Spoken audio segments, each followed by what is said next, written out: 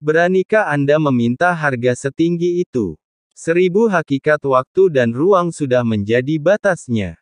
Xiao Yan mengenali orang yang sedang berbicara. Lebih tepatnya, suara itu sangat jelas dalam benaknya. Keduanya adalah Tianxun dan Ning Yao yang dibunuh oleh Xiao Yan satu demi satu. Ning Yao lah yang berbicara saat ini. Dia menatap Feng Xichang dengan pandangan muram, namun setengah cermin tingkat kedua dari Dewa Abadi yang mereka pancarkan membuat Feng Xichang mengabaikan mereka. Namun tak lama kemudian pelangi panjang lainnya turun dengan cepat, dan Feng Xichang mengerutkan kening.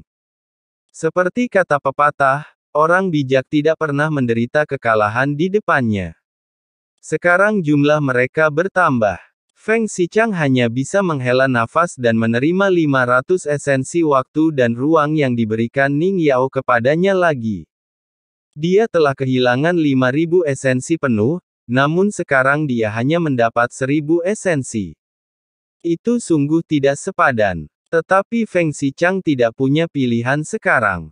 Meskipun kekuatan Raja Roh di Istana Tianren saat ini tidak terlalu kuat, tetapi bagaimanapun juga, ini adalah dunia sensi. Feng Xichang masih cukup pintar. Seperti kata pepatah, naga yang kuat tidak akan bisa mengalahkan ular lokal. Tidak perlu memprovokasi Istana Tianren. Kita jalani saja apa adanya. Dia mengambil 5000 esensi waktu dan ruang dariku, tapi aku meninggalkan bekas pada salah satunya. Pertemuan ini tidak akan membawa Anda untuk menemukannya. Setelah menerima 1000 kristal waktu dan ruang, Feng Xichang tidak banyak bicara. Dia segera mengeluarkan selembar batu giok yang penuh dengan cahaya dan mengarahkannya ke arah tanda itu. Lampu pada slip giok akan berkedip makin cepat. Feng Xichang menyerahkan slip giok itu. Tianxun mengambil batu giok itu dan melihat cahaya yang berkedip-kedip di dalamnya, lalu berkata, "Ikutlah dengan kami." Tianxun menatap Feng Xichang dan berkata, "Aku tidak akan pergi ke sana. Orang itu sangat kuat dan dia hampir terbunuh tadi." Feng Xichang berkata dengan tidak senang. "Kami tidak tahu apakah pertemuan yang Anda ceritakan itu benar atau tidak. Bagaimana jika Anda bersekongkol dengannya untuk menipu kita?" Mata Tianxun sedikit menyipit, dan tatapannya menjadi jauh lebih suram. "Hanya 1000 kristal waktu dan ruang. Apakah aku perlu berbohong padamu? Percaya atau tidak, jangan terlalu menuntut, kalau tidak saya bukan orang yang mudah menyerah." Feng Xichang jelas tidak bisa tetap lemah selamanya. Tiba-tiba dia berkata dengan nada tegas, "Kalau tidak, akan ada orang yang diganggu karena mereka baik hati. Jika kau bersedia bergabung dengan kami dalam mencarinya, aku akan memberimu 2000 esensi waktu dan ruang lagi. Bagaimana?" Tianxun berkata bahwa mereka tampaknya tidak kekurangan hakikat waktu dan ruang. Tentu saja, mereka tidak mungkin hilang, karena dengan Istana Tianren. Banyak orang percaya dan hantu telah memasuki area misterius itu, dan hantu-hantu ini membantu mengumpulkan mereka. Secara alami, seseorang dapat dengan cepat mengumpulkan banyak esensi waktu dan ruang. Ketika Feng Xichang mendengar jumlah 2000 koin, matanya berkedip-kedip dengan jelas. Lagi pula, dia ingin mengoleksinya, tetapi sekarang agak sulit.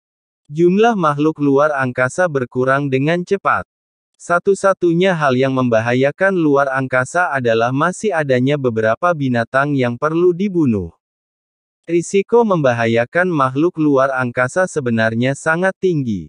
Jika Anda tidak berhati-hati, Anda akan terluka parah atau bahkan kehilangan nyawa. Apakah Anda hanya butuh bantuan untuk menemukannya? Tidak perlu melakukan apapun.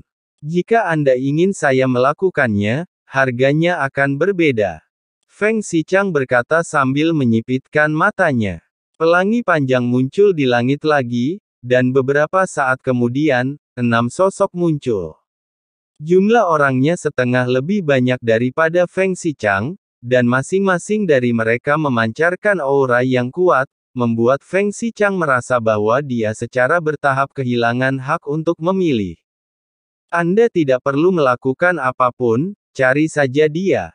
Tian Xun berkata bahwa dia tampaknya tidak ingin memprovokasi Feng Xichang. Lagi pula, jika mereka benar-benar bertarung, semua orang akan menderita kerugian dan banyak waktu akan terbuang sia-sia, yang akan memberi Xiao Yan waktu untuk melarikan diri. Feng Xichang mengangkat matanya dan melihat beberapa Raja Roh. Dia menghela napas lega ketika mendengar bahwa dia tidak akan mengambil tindakan. Tetapi tampaknya kita tidak mempunyai hak untuk memilih saat ini, jika tidak, perang tidak dapat dihindari, dan itu tidak perlu. Kita kalah jumlah dan tidak ada keuntungan dalam berperang. Baiklah, aku akan pergi bersamamu untuk mencarinya. Tapi kita sepakat bahwa setelah kau menemukannya, aku akan memberimu 2000 Essence of Time and Space dan aku tidak akan ikut melawan Xiao Yan. Feng Xichang tampaknya sangat takut pada Xiao Yan. Selama pertarungan dengan Xiao Yan, dia sepenuhnya ditaklukkan oleh pria ini. Dia hanya satu orang, apa yang perlu ditakutkan? Jika Istana Tianren bersedia, kami bisa menjadi tetua tamu Istana Tianren, yang akan sangat bermanfaat bagi Anda, kata Tian Xun. Namun, Feng Xichang melambaikan tangannya berulang kali dan menolak dengan senyum pahit. Dia tidak ingin mengambil tindakan. Melihat orang-orang di depannya, ada sesuatu yang tidak dikatakannya.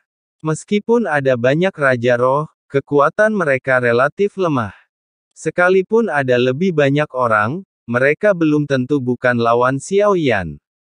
Feng Xichang berencana untuk membawa kristal waktu dan ruang dan pergi, dan bahkan tidak memilih untuk menonton pertempuran. Kemenangan atau kekalahan mereka tidak ada hubungannya dengan mereka. Selama Anda tidak terpengaruh, itu adalah hasil terbaik. Dan Feng Xichang memang berbohong kepada Xiao Yan. Untuk mencapai lipatan ruang waktu yang lebih tinggi, tidak diperlukan 1000 lipatan. Tapi 5000 per orang. Justru karena masih banyak orang yang tinggal di sini, maka banyak pula orang yang tergila-gila padanya. Lagi pula, peluang untuk mendapatkan keberuntungan lebih besar jika Anda mengambil langkah berikutnya terlebih dahulu. Mereka semua datang untuk jiwa pengemudi. Kekuatan asli seperti itu bahkan lebih menarik bagi tingkat keabadian ketiga.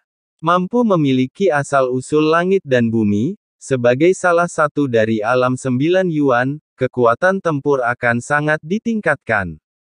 Dan 9 yang biasa. Ada perbedaan besar antara keduanya. Ini juga salah satu alasan mengapa Feng Xichang takut pada Xiao Yan.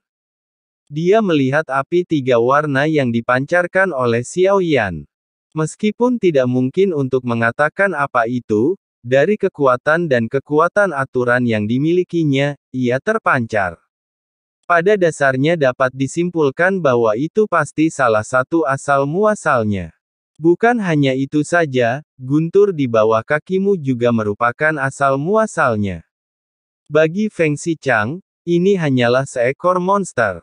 Karena itu, selama pertarungan, selain tubuhnya yang besar, Xiao Yan benar-benar menghancurkannya meskipun tingkat kekuatannya tidak setinggi dirinya.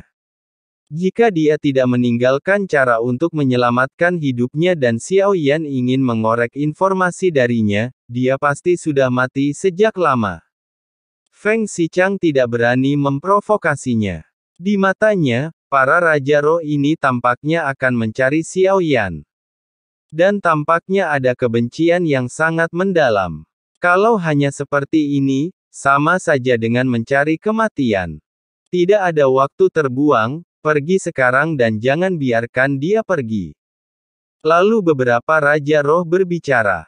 Bersama Feng Xichang, mereka berubah menjadi pelangi panjang dan terbang keluar dari bintang iblis kuno sesuai dengan arahan dari Sleep Giok. Dengan hanya beberapa orang ini, aku jadi bertanya-tanya, apa yang ditakutkannya? Feng Xichang bergumam. Dia yang selalu pintar, agak bingung saat ini. Kalau saja dia Xiao Yan, orang-orang ini hanyalah antek-anteknya. Dengan tubuh jiwanya dan kekuatan asal-usulnya, dia akan mampu membunuh mereka semua tanpa meninggalkan sehelai pun baju zirah. Feng Xichang pandai berpikir, dan dia bahkan berpikir sambil terbang. Orang ini sangat berkuasa. Dia bahkan tidak menggunakan kekuatannya untuk berurusan denganku. Dia harus bisa bertarung melawan level keempat. Saya bahkan mungkin meremehkannya, agar karakter-karakter ini tidak begitu menakutkan. Mungkinkah dia takut pada makhluk lain? Xiao Yan tiba-tiba pergi. Feng Xichang melihatnya, dan semakin dia memikirkannya, semakin dia merasa ada sesuatu yang salah. Bahkan ketika mencari Xiao Yan, dia selalu merasa bahwa mempertaruhkan nyawanya bukanlah ide bagus.